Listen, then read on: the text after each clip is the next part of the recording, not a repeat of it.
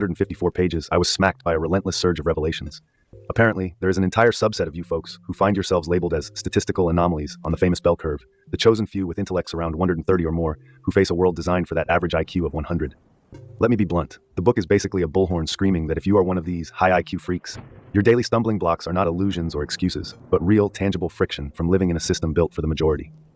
Whether you are sipping coffee in your suburban kitchen or trapped in a cubicle, Clary's words can feel like that best friend who tells you the brutal truth with zero sugarcoating.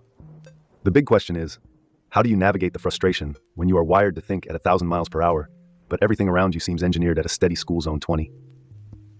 That is the mystery that drew me in. The more I devoured the text, the more I realized he was not just complaining. He was detailing a blueprint for survival in idiocracy land. So, dear watchers, brace yourselves for a deep dive into this unapologetic, eye-opening read. Let's face it, you are a statistical freak.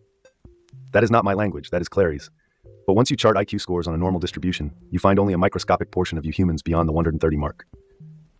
You are like some rare tropical bird lost in a city full of pigeons, and the math alone shows how isolating that can be.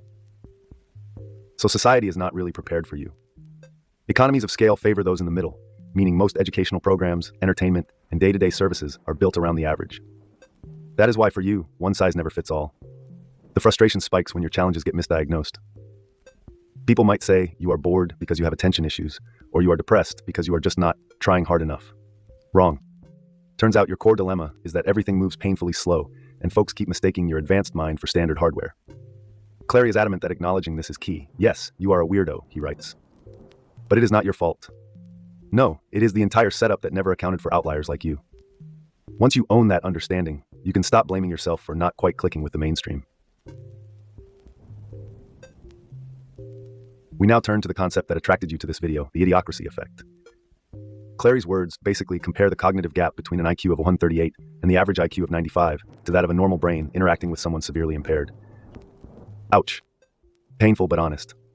He also points to the avalanche of low-tier reality TV, endless gossip cycles, and an obsession with sports as proof that the cultural bar is set for the masses, leaving the intellectually hungry staring at a buffet of empty calories. If you have ever tried to champion some nuanced conversation in a room consumed by who got voted off the latest singing show, you know the agony. This phenomenon is not purely about annoyance. It is about how democracy itself, fueled by envy, can at times punish success. Laws, social policies, and every brand of resource distribution will often lean in favor of the majority, inadvertently kneecapping the most driven and the most capable. It is not personal, it is just numbers, and the bigger block of voters usually aims to secure their own comfort. In short, if your brain is surging with horsepower, you might find yourself paying for mistakes that were never yours in the first place.